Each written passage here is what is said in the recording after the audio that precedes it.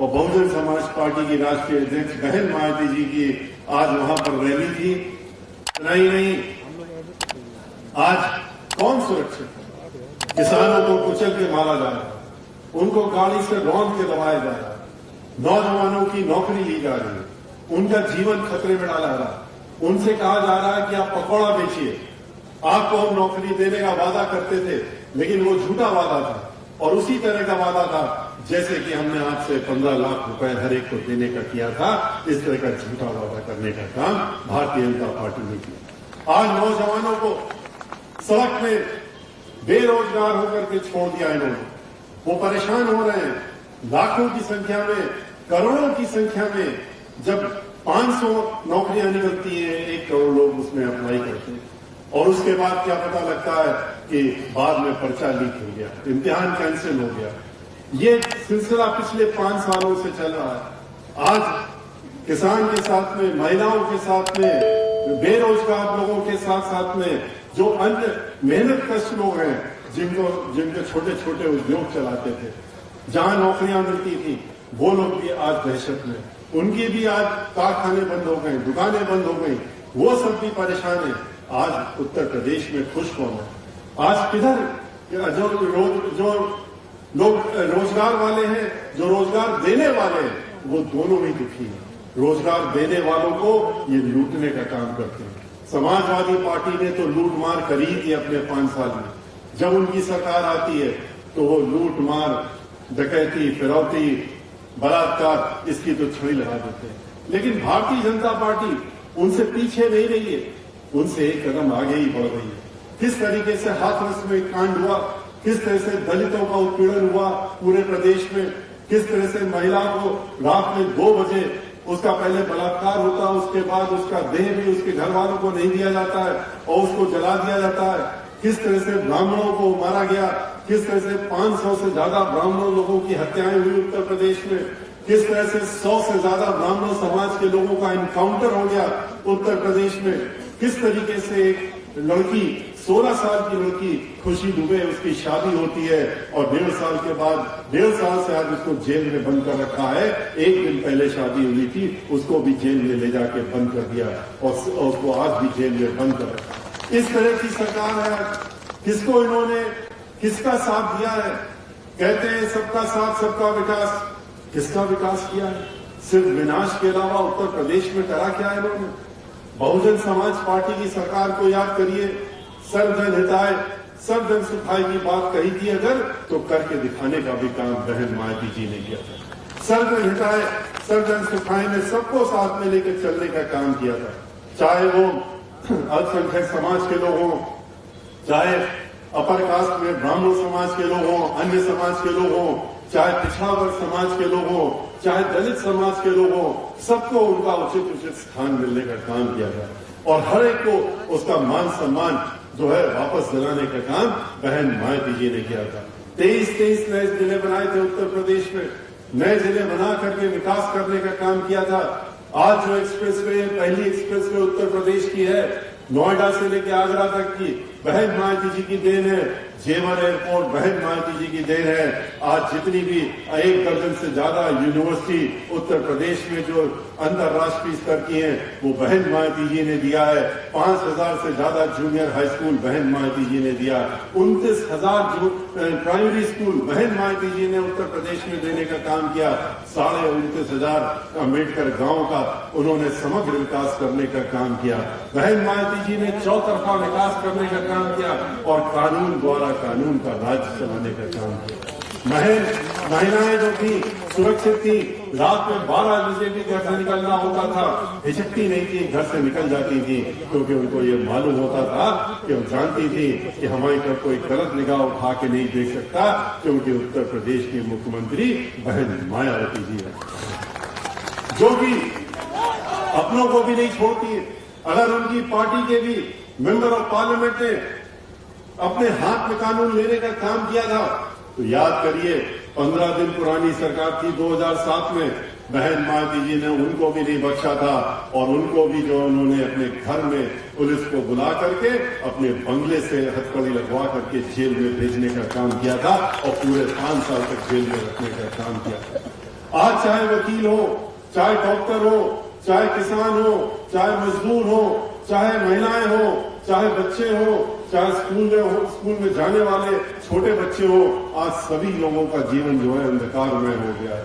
सभी लोग परेशान हैं, इंतजार कर रहे हैं कि कब बहन मायावती जी आएंगी, कब फिर से विकास की गंगा बढ़ेगी, कब फिर से हम लोग एक साथ भाईचारा बना के रहेंगे, ये दंगे फसाद लड़ाई झगड़े खत्म होंगे।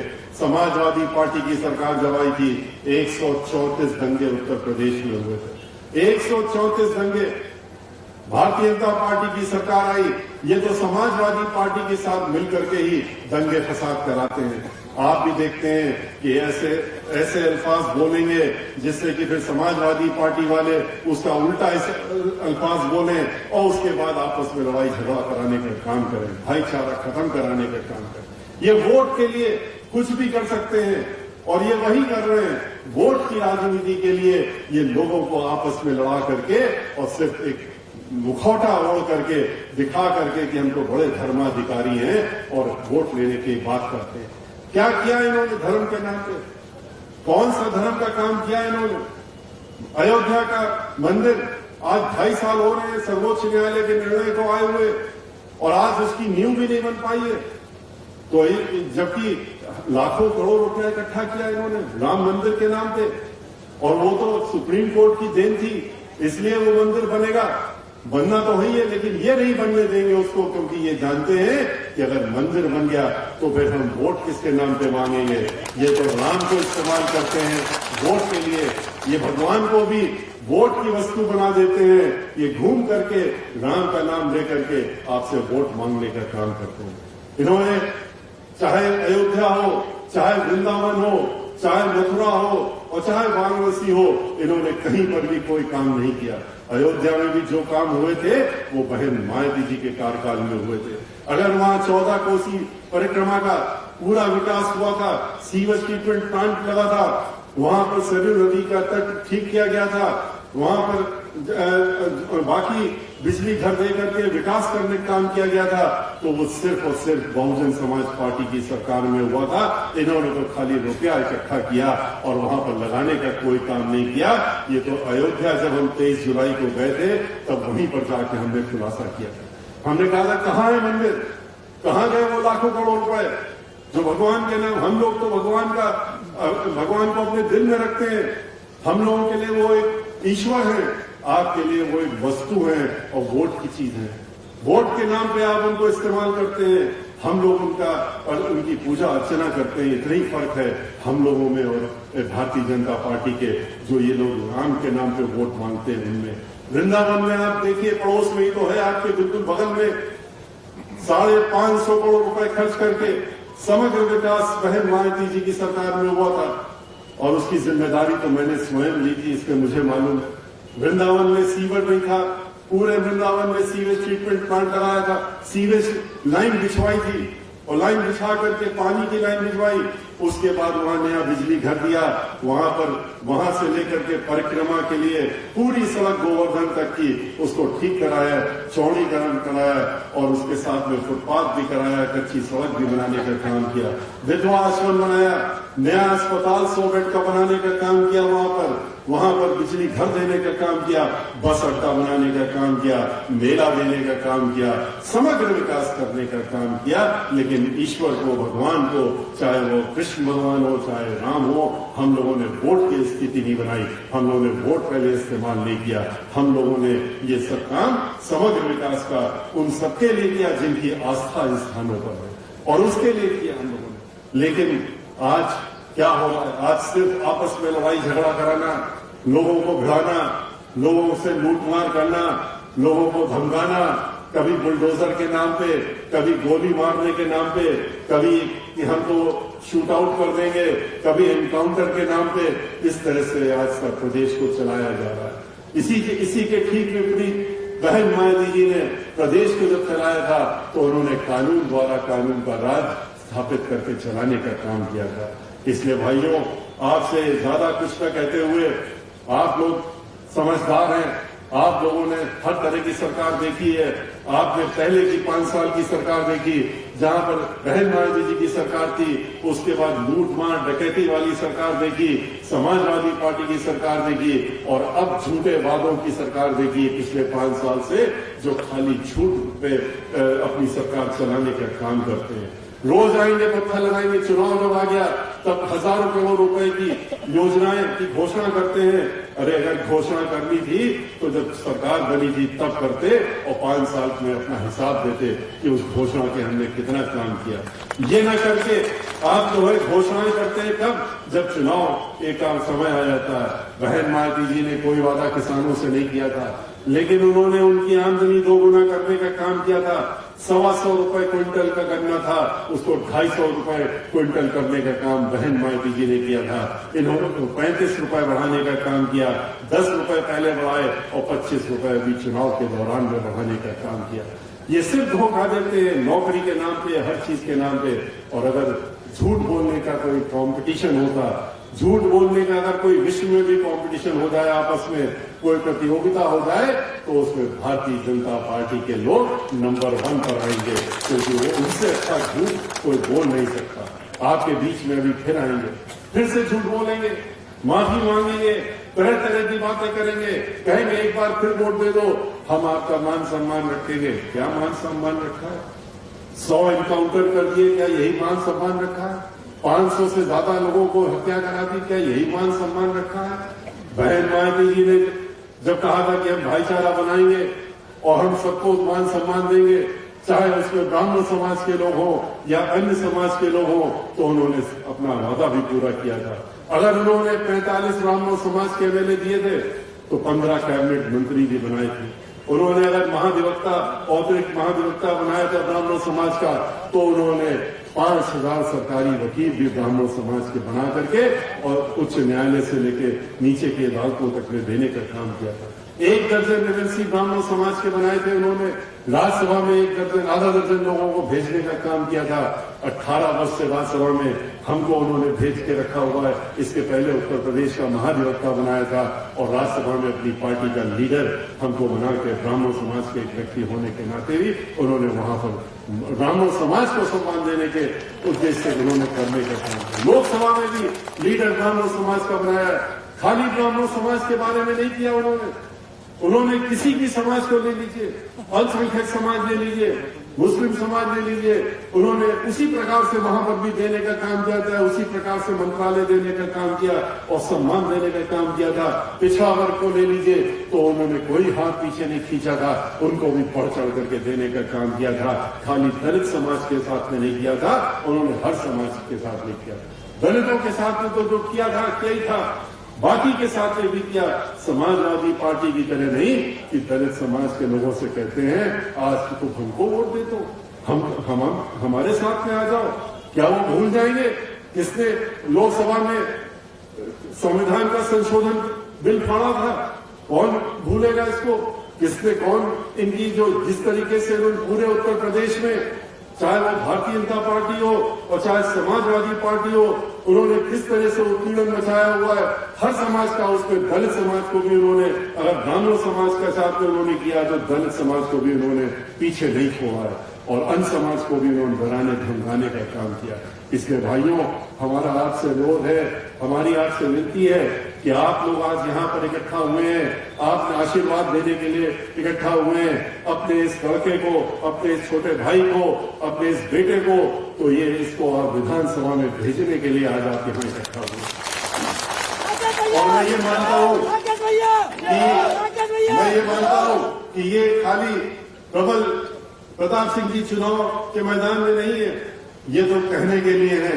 इनको तो चूंकि सर्टिफिकेट मिला है चुनाव लड़ने के लिए, इनका नाम वहां पर आएगा, हाथी का निशान इनको मिला है। लेकिन आप में से जितने लोग यहाँ मौजूद हैं, हमारी निगाह में और हमारी पार्टी की निगाह में, तो आप सब हमारे प्रत्याशी हैं और प्रत्याशी के रूप में हैं।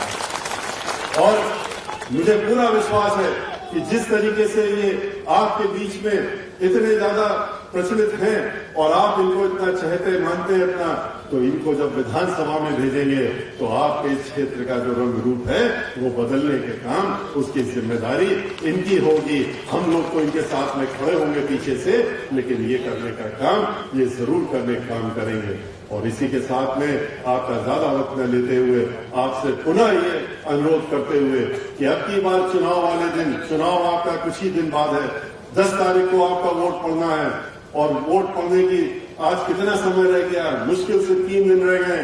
इन 3 दिन में अपने घर घर जा करके अपने लोगों के बीच में, नातेदार रिश्तेदारों के बीच में उनको इन बातों को बताने का काम करिए और इस तरह से बताइए, इस तरह से इस 4 दिन का समय इस्तेमाल करिए जैसे कि आप खुद ही प्रत्याशी हैं, आप खुद मैदान में खड़े हुए हैं और उस तरह से काम करने का काम करिए और उनसे भी कहिए और आप भी अपना ये ध्यान रखिए कि अब की बार आने वाली 10 तारीख को जब वोट डालने का समय आए तो घर में मत बैठे रह जाइए।